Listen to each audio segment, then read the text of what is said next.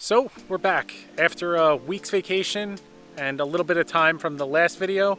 It's time to get ready to go to the racetrack.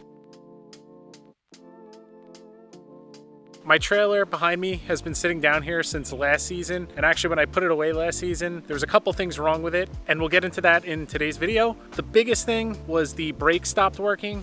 I think I used some cheap wire, and unfortunately between the elements and obviously moving this thing around a lot, I think one of the wires ended up getting broken and it caused the brakes to stop working. So that's going to be the first thing we tackle on fixing this trailer. Well, actually, that's not true. We got to clean this thing off first.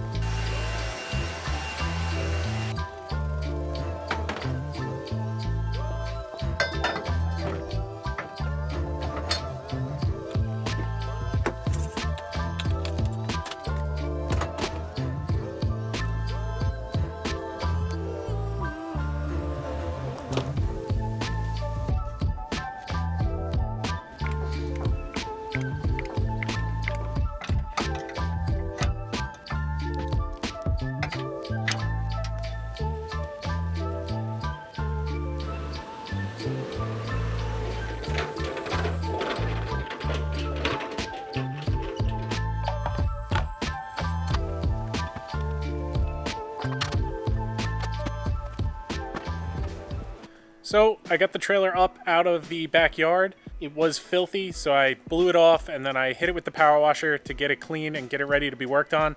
Didn't want to be working on it with all the spider's nests and oak crap that was all over the top of it. So now that it's cleared off, I'm actually going to let it dry because I don't want to be laying around on the wet ground after just rinsing it off. So I'll let it dry and we'll pick up in a day or two when I get back to working on this. I need to get the spare tire off so I can get to this junction box that holds all the connections for the trailer so I can start testing to see what's going on with the brakes. I actually got a nice new weather sealed box and trailer plug that's coming, so I'm going to actually rewire all of this. But for now, we're going to figure out what exactly went wrong with these brake wires. I fixed a couple connections in here last year, but that didn't fix the problem. Before I go rewiring the whole trailer, I backed the truck down the hill to get some power here so I can check and see what has power, what doesn't have power.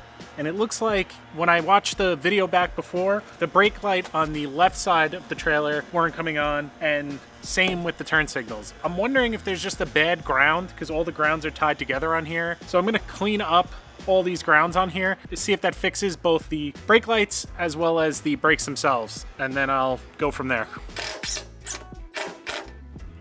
You know, maybe it's that broken green wire.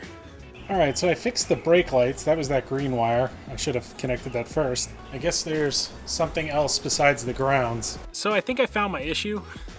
You can kind of see this stuff just falls apart. It's all corroded and white and powdery. So I'm assuming this is the power wire.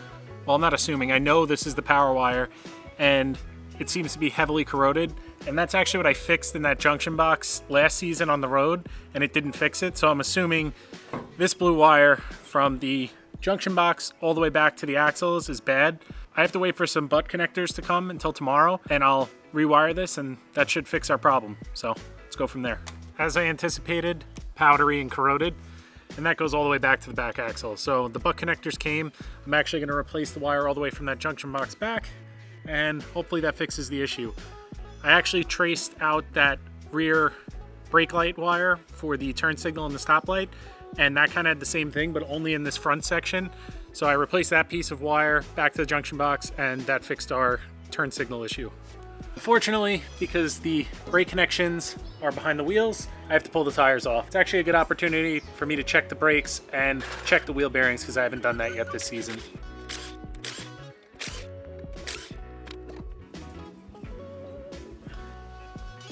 Luckily, I had some of this 2-conductor left from when I did rum and colt, so I could just use something that's combined, and now I'll know forever that these are the brake wires.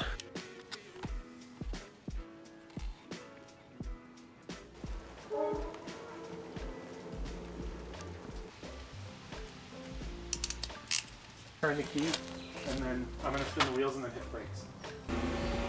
Let go. Hit the brake. Hit the brake.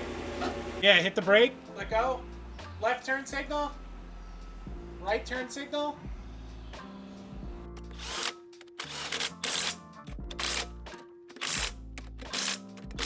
Alright, so I didn't film myself wrapping up this last bit of the wiring for the brakes. Just like I thought, those wires were heavily corroded. I replaced them and everything's working great. I actually ended up putting on the spare tire rather than one of the old tires. There was actually an original tire from like 2012 on here that I didn't even realize was still on here. One of the belts broke in it and it was actually really sketchy, and I think I drove the last event on it. So needless to say, I'm gonna have to get a new spare to replace the old spare. Yeah, we'll move on to the next thing.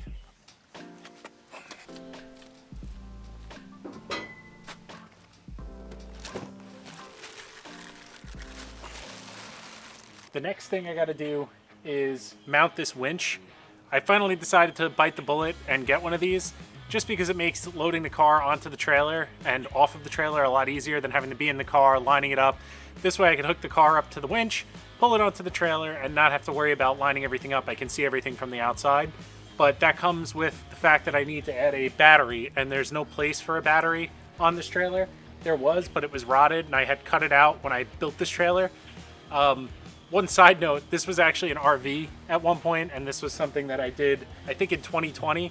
I decided to take my parents' old RV and turn it into this car trailer. It's worked out really well. It's like the perfect length to put the Miata on, and it's super easy to tow. The one thing that is a little bit of an issue is it's kind of high up off the ground, and that makes pulling the car onto it a little bit tricky, I guess you could say, because the Miata is very low. But hopefully this winch makes it a lot easier and a lot less stressful. So what I was originally going to do was put it in one of the plastic battery boxes that came off the tongue of this trailer. I have a couple extra components that have to be stored with the winch and mounted to use the winch. I decided to use this diamond plate toolbox that I had lying underneath my workbench. I'm gonna get to mounting some steel angle to the tongue and then mounting this box to that steel angle, and then we can get going with installing the winch.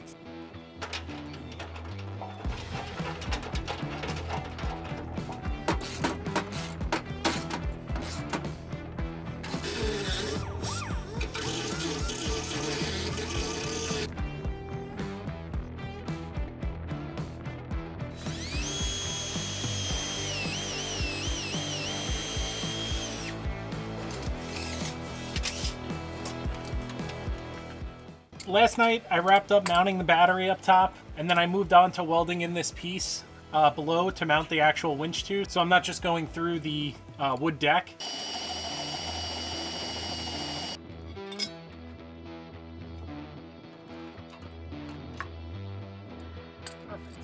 Alright, so the winch is all mounted up and tight.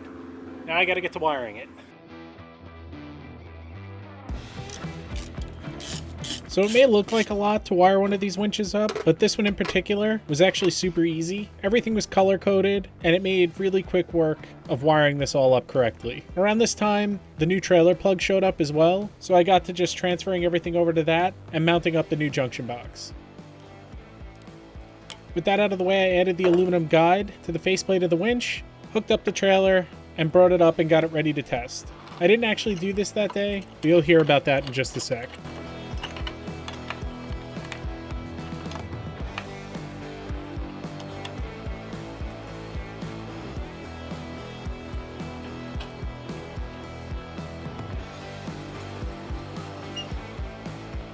So last night I finished up the battery box, the winch, and all the controls and wiring and tested it out.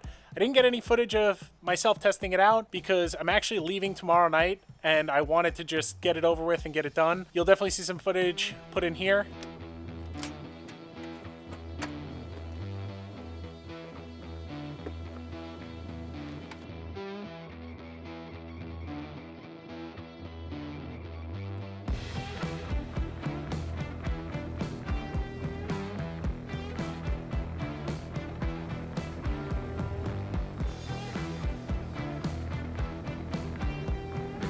So needless to say, that worked out really well. I'm going to just quickly mount this spare tire mount. And yeah, it should be pretty straightforward. Just have to put 4 bolts in through this front plate, and that's really it.